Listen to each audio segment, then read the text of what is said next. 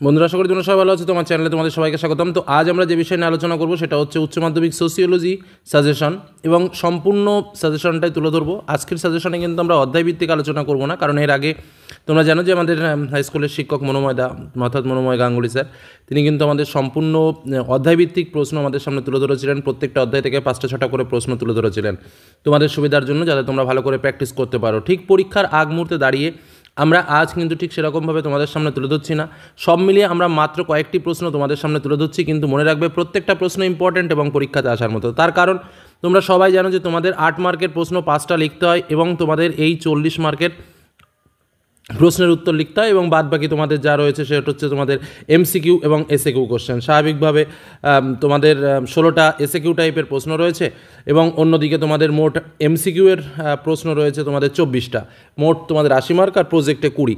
তো স্বাভাবিকভাবে আজ তোমাদের সামনে আমি ঠিক সেইভাবেই প্রশ্নগুলো শেয়ার করছি, যাতে করে তোমরা পরীক্ষাতে একদম হুবহু যে 5টা প্রশ্ন তোমাদের লিখতে হবে, আমি এমনভাবে প্রশ্নগুলো সেট করে তোমাদের সামনে তুলে ধরেছি যে এই প্রশ্নগুলো পড়লে তোমরা প্রত্যেকটা প্রশ্নই, অর্থাৎ অথবাতে যে প্রশ্নগুলো থাকে সে প্রশ্নগুলোর উত্তরও কিন্তু কমন পেয়ে যাবে। ঠিক এইভাবেই কিন্তু তোমাদের জন্য প্রশ্নগুলো সেট করা রয়েছে, অর্থাৎ কোনো প্রশ্ন বাদ না দিয়ে প্রত্যেকটা প্রশ্ন পড়ে যাও।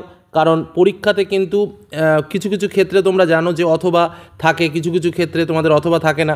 যেমন স্বাভাবিকভাবে এ দাগে আমাদের যে প্রশ্নটা থাকবে আমরা সেই ক্ষেত্রে অথবাটা পাবো, কিন্তু বি দাগ, সি দাগ, এই দুটো দাগে কিন্তু আমাদের অথবা থাকে না স্বাভাবিকভাবে। আবার দেখা যাচ্ছে যে ডি দাগে আমাদের প্রশ্নে অথবা থাকে, আবার ই দাগেও আমাদের প্রশ্ন অথবা থাকে। এই বি আর সি দাগে কিন্তু অথবা থাকাটা রিক্সি, অর্থাৎ যে কারণে কোনো প্রশ্ন বাদ না দিয়ে ঠিক আজকে খুবই অল্প পরিমাণ প্রশ্ন অধ্যায়ভিত্তিক সাজেশন আমরা যেমন প্রত্যেকটা অধ্যায় থেকে 4টে-5টা করে প্রশ্ন দিয়েছিলাম, আজ কিন্তু সেরকম নয়। আমাদের মোট 4টে অধ্যায় আছে। তো চলো আমরা প্রশ্নগুলো দেখে নিই। একদম প্রথম যে প্রশ্নটা বলবো সেটা হচ্ছে, ভারতবর্ষে তাত্ত্বিক বিষয় হিসেবে প্রাক স্বাধীনতা যুগে সমাজতত্ত্বের বিকাশ সম্বন্ধে আলোচনা করো। এই প্রসঙ্গে কলকাতা বিশ্ববিদ্যালয়ের ভূমিকা আলোচনা করো। দেখো, তোমাদের একটা কথা যেটা না বললে নয়, সেটা হচ্ছে স্বাভাবিকভাবে আমাদের এই প্রশ্নটা হচ্ছে আমাদের প্রথম অধ্যায়ের প্রশ্ন, যেটা হচ্ছে ভারতবর্ষের সমাজতত্ত্ব। তো এই চ্যাপ্টারটা থেকে 2024 সালে আমাদের কিন্তু বেথুন সোসাইটি এসেছিল। তারপরে তোমার আরেকটা প্রশ্ন যেটা হচ্ছে এই এমএন শ্রীনিবাসের ভূমিকা, এটাও কিন্তু এসেছিল। তো স্বাভাবিকভাবে এবছর সবথেকে বেশি ইম্পর্ট্যান্ট প্রশ্ন কিন্তু এই চ্যাপ্টারের থেকে 3-4টে রয়েছে, যে 3-4টে তোমাকে পড়তে হবে। তার মধ্যে এই প্রশ্নটা যেটা বললাম, ভারতবর্ষের তাত্ত্বিক বিষয় হিসেবে প্রাক স্বাধীনতা যুগের সমাজতত্ত্বের বিকাশ সম্বন্ধে আলোচনা করো। এই প্রসঙ্গে কলকাতা বিশ্ববিদ্যালয়ের ভূমিকা। দ্বিতীয় প্রশ্ন, যেটা মোস্ট ইম্পর্ট্যান্টের একটা প্রশ্ন, ভারতের সমাজতত্ত্বের বিকাশে বিশ্ববিদ্যালয়ের অবদান আলোচনা করো, এবং জিএস ঘুরে সম্পর্কে যা জানো লেখো। অথবা ভারততাত্ত্বিক দৃষ্টিভঙ্গি বলতে কী বোঝো, এ প্রসঙ্গে ভারতীয় সমাজতাত্ত্বিকগণের ভূমিকা আলোচনা করো। এবার আমরা আসবো তার পরবর্তী প্রশ্ন, সাবঅল্টার্ন দৃষ্টিভঙ্গি বলতে কী বোঝো, এই প্রসঙ্গে রঞ্জিত গুর ভূমিকা আলোচনা করো। অথবা ঐতিহাসিক দৃষ্টিভঙ্গি বলতে কী বোঝো, এই দৃষ্টিভঙ্গি সম্পর্কে ভারতীয় সমাজবিজ্ঞানীদের ভূমিকা আলোচনা করো। নেক্সট আমরা যে প্রশ্নটা যাব সেটা হচ্ছে, ভারতবর্ষে সমাজতত্ত্বের সূত্রপাত সম্পর্কে আলোচনা করো, এবং ভারতবর্ষের দৃষ্টবাদের প্রবর্তন সম্পর্কে আলোচনা করো।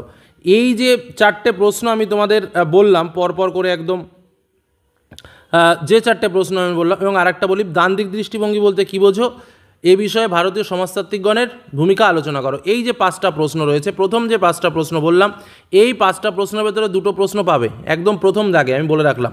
প্রথম দাগে 2টো প্রশ্ন পাবে, একটা প্রশ্নের উত্তর তোমাদের করতে হবে। অর্থাৎ এই প্রথম 5টা প্রশ্নের মধ্যে কোনো প্রশ্ন বাদ দেবে না। দ্বান্দ্বিক দৃষ্টিভঙ্গি এবার খুবই ইম্পর্ট্যান্ট। অন্যদিকে সমাজতত্ত্বের সূত্রপাত, অল্টার্ন দৃষ্টিভঙ্গিটাও খুব ইম্পর্ট্যান্ট, রঞ্জিত গুর ভূমিকা।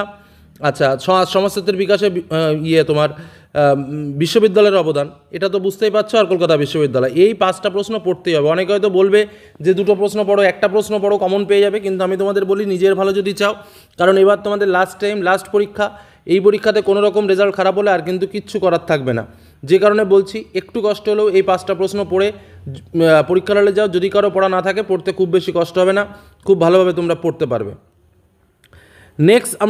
নেক্সট আমরা পরবর্তীতে আরেকটা প্রশ্ন বলবো, যেটা হচ্ছে 6 দাগের একটা প্রশ্ন রয়েছে। দেখো, কাঠামো বিক্রয়বাদী তত্ত্বের মূল ভিত্তিগুলো আলোচনা করো।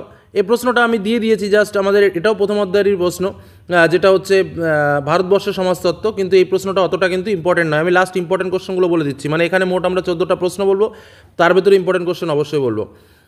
নেক্সট আমাদের যে প্রশ্ন, দেখো, সংস্কৃতায়ন বলতে কী বোঝো, পাক ব্রিটিশ সমাজে যে কোনো 5টি বৈশিষ্ট্য সম্পর্কে আলোচনা করো। পরিবার ব্যবস্থায় সাম্প্রতিক যে পরিবর্তন ঘটে চলেছে সে সম্পর্কে আলোচনা করো, এবং স্বয়ংসম্পূর্ণ গ্রাম্য সমাজের বৈশিষ্ট্য লেখো।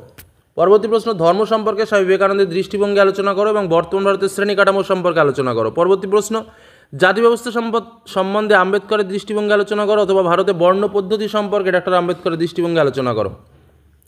পরবর্তীতে প্রশ্নটাতে দুটো প্রশ্ন বেশি রয়েছে, যে শিক্ষা বলতে কী বোঝো? রবীন্দ্রনাথ ঠাকুরের, গোখলের, মহাত্মা গান্ধী এবং ঈশ্বরচন্দ্র বিদ্যাসাগরের শিক্ষাচিন্তা। তার মধ্যে রবীন্দ্রনাথ ঠাকুর, মহাত্মা গান্ধী এবং ঈশ্বরচন্দ্র বিদ্যাসাগরের শিক্ষাচিন্তা কিন্তু খুব ইম্পর্টেন্ট। 12 দাগের প্রশ্ন, বেকারত্ব বলতে কী বোঝো? ভারতবর্ষে বেকারত্ব সমস্যার কারণ আলোচনা করো। 13 দাগের প্রশ্ন, ভারতবর্ষে সন্ত্রাসবাদের বা নারী নির্যাতনের কারণ ও ফলাফল আলোচনা করো। এবং লাস্ট, বিপন্ন পরিবেশ বলতে কী বোঝো? ভারতে পরিবেশ সুরক্ষা আন্দোলন সমূহ সম্পর্কে আলোচনা করো। এই মোট 14টা প্রশ্ন টোটাল 4টে চ্যাপ্টার থেকে দেওয়া রয়েছে। আমি আবারও বলে দিচ্ছি তোমাদের জন্য মূল ইম্পর্টেন্ট প্রশ্নগুলো, একদম তোমাদের স্যার অর্থাৎ সাবজেক্টিভ টিচার মনোময়দা আমাদের যে প্রশ্নগুলো বলেছেন সেই প্রশ্নগুলোই আমি তোমাদের সামনে বলছি। একদম প্রথম যে প্রশ্নটা, ভারতবর্ষের তাত্ত্বিক বিষয় হিসেবে প্রাক স্বাধীনতা সবথেকে ইম্পর্টেন্ট।